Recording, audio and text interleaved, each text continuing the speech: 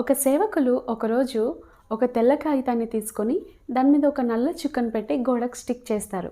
Stick చేసి తన సంఘస్థులందరినీ పిలిచి ఇక్కడ ఏముందో చెప్పమని అడుగుతారు. ఇక్కడ ఏముందో చెప్పమని అడిగినప్పుడు వచ్చిన ప్రతి విశ్వాసి కూడా నల్ల చుక్క నల్ల చుక్క అని చెప్పడం జరుగుతుంది. ఈ రోజున మనం కూడా ఇలాగే అంటాం కదా, ఇక్కడ ఏముంది అని అడిగితే దాని మీద నల్ల చుక్క ఉంది అని అంటూ ఉంటాం. ఇక్కడ గమనించినట్లయితే తెలుపుదనం ఎక్కువ ఉందా, నలుపుదనం ఎక్కువ ఉందా? తెలుపు ఎక్కువ ఉంది. కానీ మనం ఏం చేస్తాం? చిన్న నల్ల చుక్క కనబడింది కాబట్టి నల్లది, నల్ల చుక్క ఉంది అంటూ ఉంటాం. కానీ దీన్నంతటిని మనం గ్రహించలేకపోతున్నాం. దీన్నంతటిని మనం మర్చిపోతున్నాం. ఇంత పెద్ద తెల్ల కాగితంలో ఒక నల్ల చుక్కను చూసి నల్ల చుక్క అని ఒకదానికి ముద్ర వేస్తున్నాం. మరి తెలుపుదనం గురించి మాట్లాడట్లేమేంటి ఎవరం? మన జీవితంలో కూడా ఇలాగే ఉంటాం కదా. దేవుడు చేసిన కార్యాలు ఎన్నో, దేవుడు మనకిచ్చిన అద్భుతమైన క్రియలు ఎన్నో, దేవుడు మనకిచ్చిన ఆశీర్వాదాలు ఎన్నో, దేవుడు మనకిచ్చిన దీవెనలు ఎన్నో. మనం పుట్టింది మొదలుకొని దేవుడు మన పట్ల కలిగిన ఉద్దేశాలైనా ఆయన చేసిన కార్యాలైనా ఎంతో విస్తారమైనవి.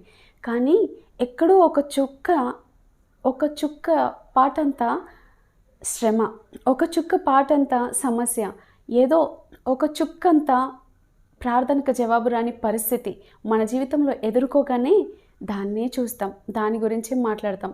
చుట్టూ ఉన్నదంతా మర్చిపోతాం.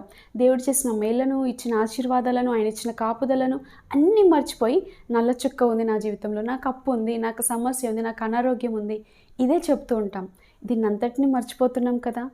అందుకే దావీదు భక్తుడు అంటాడు, నా ప్రాణమా యెహోవాను సన్నిధించు, ఆయన చేసిన మేలలో దేనిని మరచిపోక ఆయనను కీర్తించు అని కీర్తనల గ్రంథం 103వ అధ్యాయం 1-2 వచనాల్లో చెప్తూ ఉంటాడు.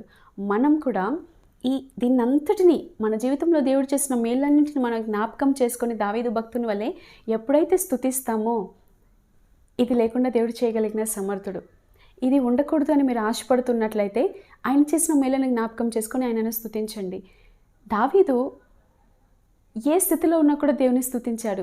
కొండ గుహల్లో ఉన్నా స్తుతించాడు, తరుమబడుచున్నప్పుడు స్తుతించాడు, శత్రువుల మధ్య ఎటువంటి పరిస్థితుల్లో ఉన్నా కూడా దేవుని స్తుతించాడు. కాబట్టే గొర్రెల కాపరిగా ఉన్నప్పుడు కూడా స్తుతించాడు.